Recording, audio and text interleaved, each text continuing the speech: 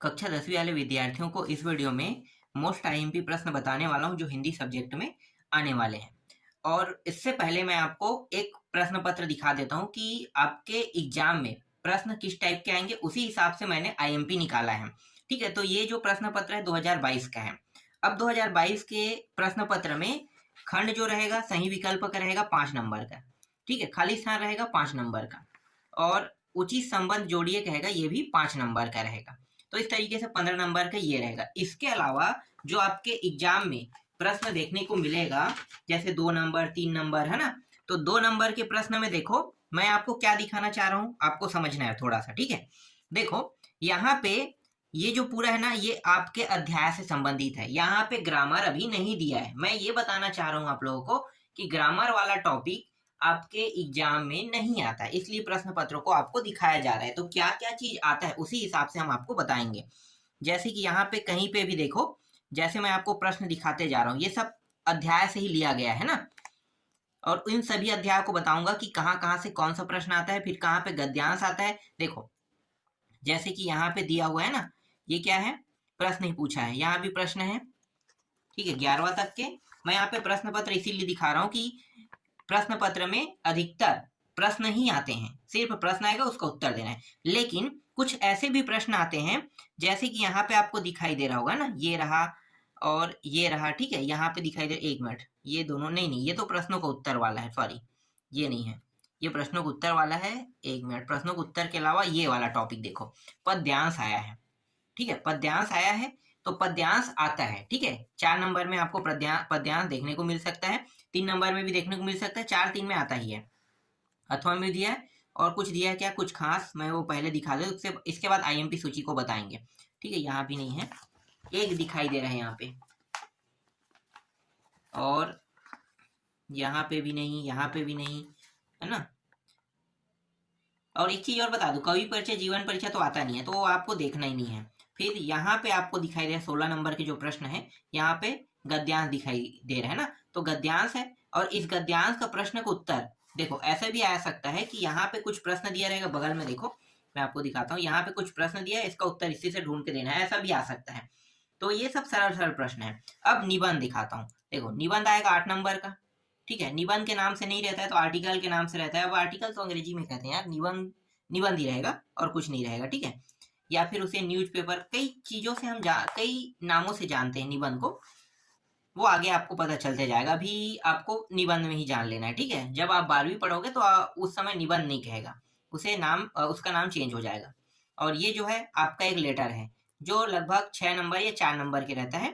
ठीक है, तो लेटर जैसे यहाँ पे ध्वनि विस्तारक यंत्र है ना, तो ये सरल रहता है लेटर, आप आसानी से याद करने की जरूरत नहीं, बस आप प्रैक्टिस करके रखो कि एक लेटर को किस तरीके से तैयार किया जाता है। देखो लेटर तैयार करने का सबसे आसान तरीका, लेटर और निबंध को कभी याद नहीं किया जाता है। जो भाषा हम जानते हैं उस भाषा का हम निबंध और लेटर बहुत आसानी से लिख सकते हैं। हालांकि हमें अंग्रेजी नहीं आता, इसलिए अंग्रेजी को रटना पड़ता है, लेकिन अंग्रेजी भी अगर हम जानते तो हम अंग्रेजी के लेटर को रटते नहीं, क्योंकि हमें पता है कि लेटर कैसे बनाया जाता है। सिंपल सी बात है, लेटर में ज्यादा कुछ नहीं होता है, जो आप करना चाहते हैं बस उसको लिखना होता है। और निबंध क्या होता है, निबंध में कुछ पॉइंट बनाते हैं कि हाँ भाई ये चीज है, इसमें है। अब आपको पता है कि कुछ की हानियां नहीं होती, जैसे कि ट्री के बारे में मान लो, प्रदूषण प्रदूषण के बारे में आता है तो उसमें हानि बता सकते हो ना, लेकिन पेड़ लगाने पे हानि, ये अगर ये लिखोगे तो थोड़ा अजीब लगेगा। ठीक है, पेड़ क्यों हमें फायदा देता है, हानि नहीं देता है, तो आप उसके हानि नहीं लिख सकते। हाँ, पेड़ों से जो लकड़ियां प्राप्त होती है उससे होने वाली हानि लिख सकते हैं। तो कई जगह मैंने बच्चों को देखा है कि ट्री से फायदे भी हैं, ट्री से हानि भी है, ऐसे भी लिख देते हैं। तो इसीलिए ना थोड़ा सा ध्यान देना इन चीजों पे। ठीक है, अब चलो आप लोगों को कुछ महत्वपूर्ण टॉपिकों के बारे में बता देते हैं जो आपके एग्जाम में आ सकता है। तो ज्यादा कुछ नहीं है, ये जो 2 पॉइंट दिए है ना, ये वाला देखो, मैं मजदूर हूँ कह रहा है ना, और यहाँ पे पद्यांश में अगर पूछ देता है संदर्भ पंक्ति पद्यांश व्याख्या, ये वाला, तो ये वाला आप लोग देख सकते हैं, मैं मजदूर हूँ से, और एक है ये वाला। ठीक है, 2 ही मैं यहाँ पे दिखाऊंगा।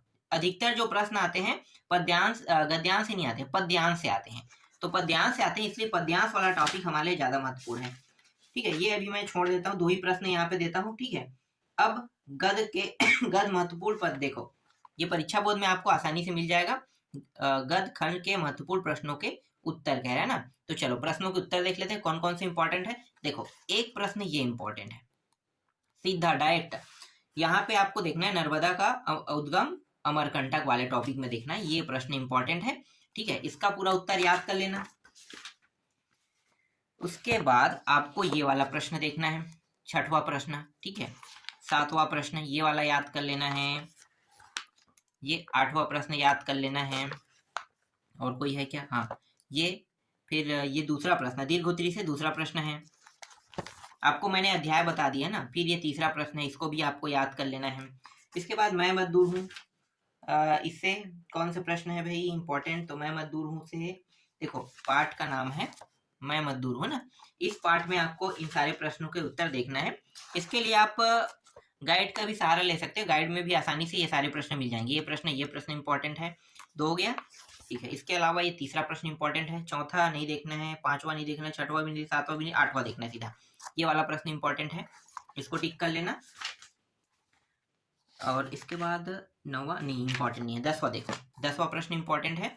ठीक है, ये जो प्रश्न मैं बता रहा हूँ ये प्रश्न आपको परीक्षा में पढ़ के जाना है, यहीं से प्रश्न आएगा। जितना भी प्रश्न है यहीं से आपको देखने को मिलेगा। फिर ये वाला प्रश्न आपको देखना है। ठीक है, ये इंपॉर्टेंट है। दूसरा इंपॉर्टेंट नहीं, तीसरा नहीं, चौथा देखना है। ये चौथा वाला प्रश्न इंपॉर्टेंट है। ठीक है, ये मुझे ज़्यादा इंपॉर्टेंट लगता है क्योंकि टैक्स को बीमारी के रूप में देखने का क्या आशा है, क्या पूछ रहे हैं ना, ये ज़्यादा इंपॉर्टेंट लगता है क्योंकि ये प्रश्न कई बार आ चुका है एग्जाम में। ये वाला प्रश्न भी इंपॉर्टेंट है। ठीक है, ये वाला प्रश्न भी इंपॉर्टेंट है। इसके बाद आपका अगला अध्याय है, 1 मिनट, 2 अध्याय के बाद तीसरा क्या था? अपनी बीमारी था ना। मैं अपनी बीमारी, 1 मिनट, ये तो हो गया था। हाँ, ये अपनी बीमारी से भी जो मैं बता रहा था वो सारे प्रश्न। ठीक है, टैक्स वाले संबंधित जो है बीमारी और टैक्स अपनी बीमारी से। अब जो मैं बता रहा हूँ उस अध्याय का नाम है माटी वाली है। माटी वाले अध्याय से हम लोग प्रश्न देखने वाले हैं। देखो ये पहला प्रश्न इंपॉर्टेंट है, दूसरा इंपॉर्टेंट है, तीसरा इंपॉर्टेंट है, चौथा इंपॉर्टेंट है, पांचवा भी इंपॉर्टेंट है, इसमें छठवां भी इंपॉर्टेंट है, सातवां भी मतलब दीर्घोत्तरी प्रश्न क्रमांक 1 भी इंपॉर्टेंट है। इसका क है, ये ख भी इंपॉर्टेंट है, इसको भी देखना है। फिर दूसरा इंपॉर्टेंट है इसमें दीर्घोत्तरी से, फिर दीर्घोत्तरी से तीसरा इंपॉर्टेंट है, फिर चौथा पांचवा को आपको नहीं देखना है। चौथा पांचवा इंपॉर्टेंट नहीं, छठवा भी इंपॉर्टेंट नहीं है। अब अध्याय 5 देख लेते हैं। ठीक है, घीसा नाम के अध्याय में आपको ये सारे प्रश्न मिलेगा जो मैं अभी बता रहा हूँ। ठीक है, तो देखो ये पहला प्रश्न इंपॉर्टेंट हो गया, दूसरा प्रश्न को आपको याद कर लेना है। ये तीसरा प्रश्न है इंपॉर्टेंट है, चौथा भी इंपॉर्टेंट है, पांचवा भी इंपॉर्टेंट है, छठवा आपको नहीं देखना है। छठवा देखने की आवश्यकता है, सातवां आठवां इंपॉर्टेंट है। ये सातवां प्रश्न, आठवां प्रश्न इंपॉर्टेंट हो गया। फिर दीर्घोत्तरी में सीधा पांचवा प्रश्न देखना है, ये पांचवा प्रश्न, ये छठवां प्रश्न और ये वाला सातवां प्रश्न, ये इंपॉर्टेंट है। फिर नेक्स्ट अध्याय जो है पुरस्कार है ना, पुरस्कार वाले जो अध्याय है इससे इंपॉर्टेंट प्रश्न देखो, पहला प्रश्न, दूसरा प्रश्न, तीसरा नहीं देखना है, चौथा देखना है। चौथा को याद कर लेना, पांचवा प्रश्न याद कर लेना। ये सारे प्रश्न जो मैं बता रहा हूँ पहले इनको टिक करना है। ठीक है, ये प्रश्न इंपॉर्टेंट है, फिर ये प्रश्न इंपॉर्टेंट है, और इसके बाद डायरेक्ट आते हैं नेक्स्ट अध्याय पे, अमर शहीद वीर नारायण वाले। देखो जो प्रश्न बता रहे हैं उनको देखना है, एक्स्ट्रा प्रश्न दिया उनको नहीं देखना, नहीं आता है, सब प्रश्न नहीं आता है एग्जाम में। जो टिक लगाया जा रहा है वही प्रश्न आपको एग्जाम में देखने को मिलेगी। ये प्रश्न इंपॉर्टेंट है, ये प्रश्न इंपॉर्टेंट है, फिर ये दोनों प्रश्न भी इंपॉर्टेंट है, और ये वाला प्रश्न भी इंपॉर्टेंट है। ठीक है, ये प्रश्न भी इंपॉर्टेंट है, और ये वाला प्रश्न भी इंपॉर्टेंट है, ये प्रश्न भी इंपॉर्टेंट है, और ये वाला प्रश्न भी इंपॉर्टेंट है।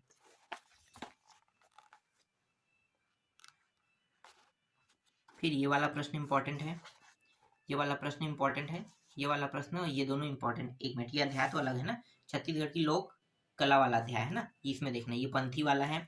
फिर ये दूसरा तुरतुरिया नामक स्थान वाला इंपॉर्टेंट प्रश्न है, चौथा पांचवा इंपॉर्टेंट है, और यहाँ से छठवां भी इंपॉर्टेंट है, सातवां भी है, आठवां, ठीक है, ये आठवां भी इंपॉर्टेंट है, ये नौवां भी इंपॉर्टेंट है, आठवां नौवां ये भी इंपॉर्टेंट है, और ये 10वां इंपॉर्टेंट है, 11वां इंपॉर्टेंट है, 12वां इंपॉर्टेंट है, 13वां इंपॉर्टेंट है, और ये 14वां इंपॉर्टेंट है।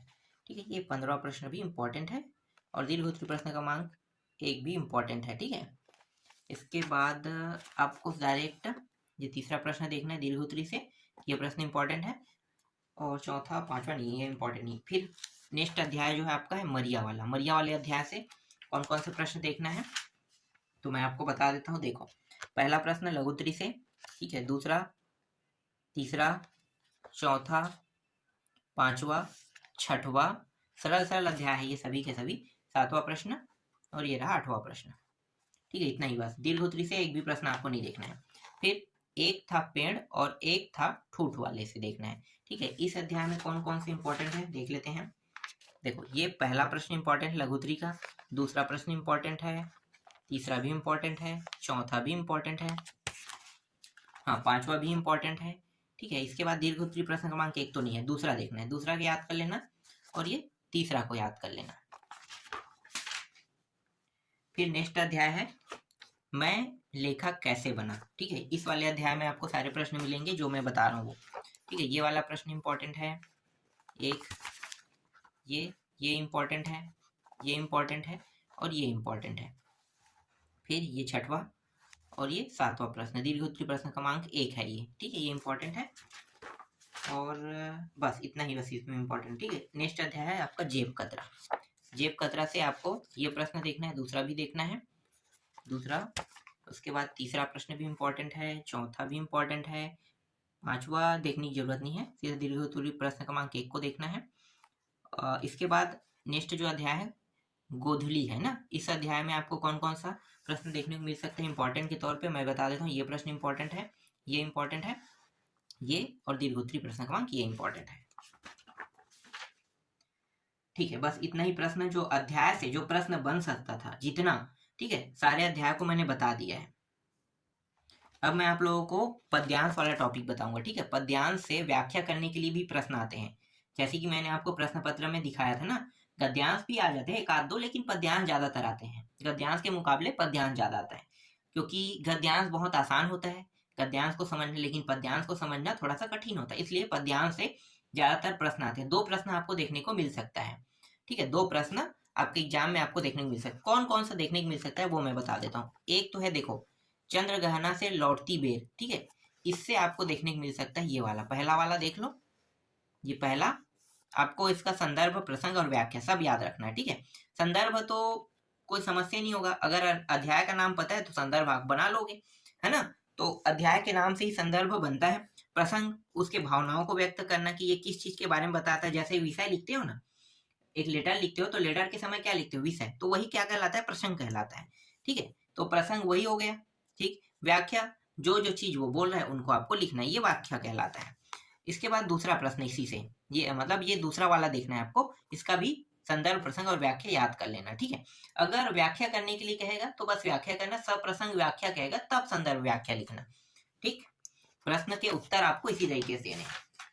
इसके बाद दूसरा अध्याय देखेंगे, इसमें बहुत सारे प्रश्न हैं लेकिन सभी को नहीं देखेंगे, जो इंपॉर्टेंट है, जो आएगा एग्जाम में वही देखेंगे। बादल को गिरते देखा, यहाँ से आपको ये प्रश्न देखने को मिल सकता है। ठीक है, इसको याद कर लेना, और दूसरा तीसरा नहीं देखना है हमें, तीसरा के बाद चौथा प्रश्न, ये वाला प्रश्न। ठीक है, इसको भी देख लेना।